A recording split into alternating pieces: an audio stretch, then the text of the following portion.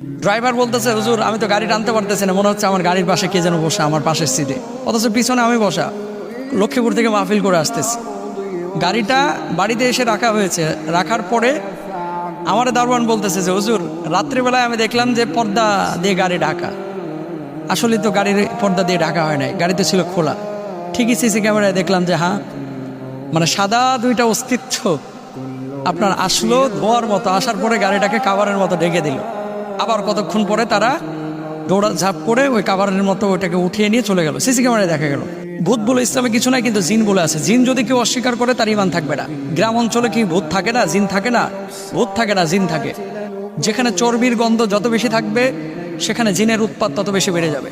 একটা বিষয় আপনারা হয়তো অনেকে দেখেছেন যে ভূত আতঙ্কে অনেকে গ্রাম ছাড়ছেন, অনেকে ঘুমোচ্ছেন না, অনেকে পালিয়ে যাচ্ছেন, এবং চারিদিকে শুধু ভূত আর ভূত ভূত।